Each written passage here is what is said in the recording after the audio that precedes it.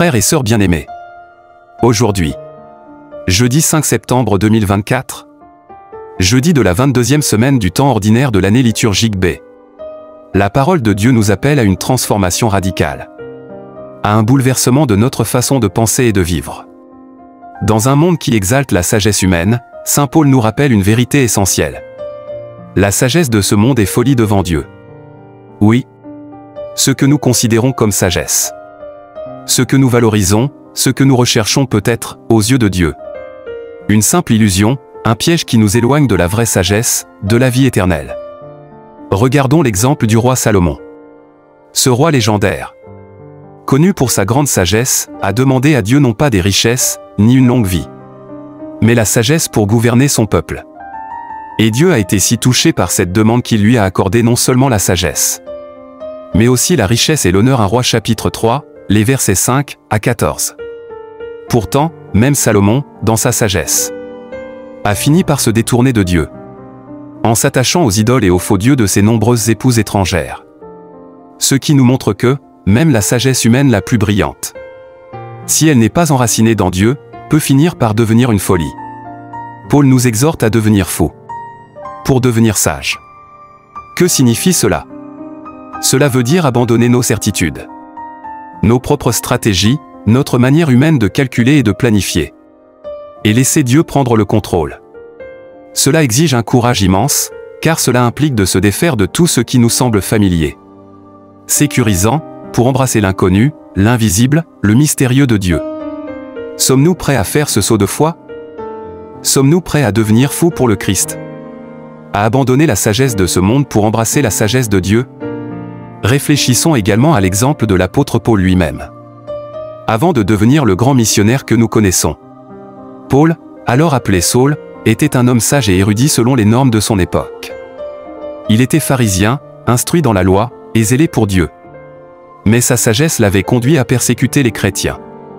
Ce n'est qu'après sa rencontre avec le Christ sur le chemin de Damas, où il est devenu aveugle, qu'il a compris que toute sa sagesse n'était que folie devant Dieu. Il est devenu fou aux yeux du monde en abandonnant tout pour suivre le Christ. Et c'est ainsi qu'il est devenu véritablement sage. Le psaume d'aujourd'hui nous rappelle une vérité fondamentale. La terre est au Seigneur, et toute sa richesse. Oui, tout ce que nous possédons, tout ce que nous croyons être à nous, appartient en réalité à Dieu. Et c'est lui seul qui peut nous accorder la bénédiction et la justice véritable. Mais pour cela, il nous demande d'avoir un cœur pur et des mains innocentes. Il nous demande de ne pas livrer notre âme aux idoles, aux faux dieux de ce monde. Ces idoles qui peuvent être l'argent, le pouvoir, l'apparence, la réussite personnelle. Pensez à Abraham, cet homme de foi qui, malgré sa richesse et son pouvoir, a toujours su que tout appartenait à Dieu. Quand Dieu lui a demandé de sacrifier son fils Isaac, Abraham n'a pas hésité. Il savait que tout, même son fils bien-aimé, appartenait à Dieu. Et c'est à cause de cette foi inébranlable qu'Abraham a reçu la bénédiction de Dieu. Et il est devenu le père d'une multitude de nations. Genèse chapitre 22, les versets 1 à 18. Frères et sœurs, avons-nous purifié notre cœur? Sommes-nous prêts à gravir la montagne du Seigneur? À nous tenir en sa présence, avec un cœur humble et sincère?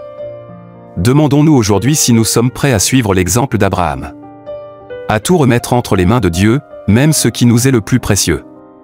Enfin, l'évangile de Luc nous plonge dans le récit puissant de la pêche miraculeuse. Pierre, épuisé par une nuit de travail infructueux, est appelé par Jésus à jeter ses filets une fois de plus sur ta parole. Et c'est là que le miracle se produit. Une abondance de poissons, au-delà de toute espérance. Frères et sœurs, ce récit n'est pas seulement une histoire de poissons. C'est un appel à la foi radicale. C'est un appel à faire confiance à Jésus. Même quand tout semble perdu, même quand nos efforts semblent vains. Rappelons-nous l'histoire de Moïse et des Israélites, à la mer Rouge. Poursuivis par les armées égyptiennes, ils se trouvaient piégés entre l'ennemi et la mer. Mais sur l'ordre de Dieu, Moïse a étendu sa main sur la mer. Et celle-ci s'est ouverte, permettant aux Israélites de traverser à pied sec. Exode chapitre 14, les versets 21 et 22. Comme Pierre jetant ses filets sur la parole de Jésus, Moïse a agi avec foi, et Dieu a accompli un miracle. Jésus nous dit aujourd'hui, avance au large. Jette les filets. Oserons-nous lui faire confiance? Oserons-nous, comme Moïse, agir par la foi, même face à l'impossible? Et plus encore, Jésus ne s'arrête pas là. Il appelle Pierre à devenir un pêcheur d'hommes, à laisser tout derrière lui et à le suivre. Frères et sœurs, quel est notre appel? Regardons l'exemple des disciples, ces hommes simples, qui, à l'appel de Jésus, ont tout laissé derrière eux, leur filet, leur barque, leur famille, pour devenir des apôtres, des témoins du Christ ressuscité. Jésus nous appelle, nous aussi, à le suivre, à laisser nos peurs, nos doutes, nos sécurités pour devenir des disciples fidèles, des témoins de son amour. Allons-nous répondre à cet appel? Allons-nous, comme Pierre et les autres disciples, laisser tout derrière nous pour suivre le Christ? En conclusion, souvenons-nous de ces paroles. Tout est à vous, mais vous, vous êtes au Christ, et le Christ est à Dieu. Oui, nous appartenons au Christ. Tout ce que nous sommes, tout ce que nous avons, doit être mis à son service. Que cette vérité transforme nos vies aujourd'hui. Que nous puissions, dans la sagesse divine, gravir la montagne du Seigneur et répondre avec foi et courage à l'appel de Jésus. Amen.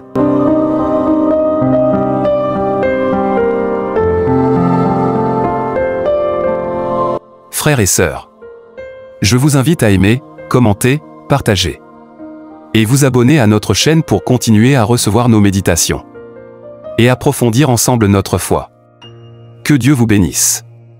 Amen.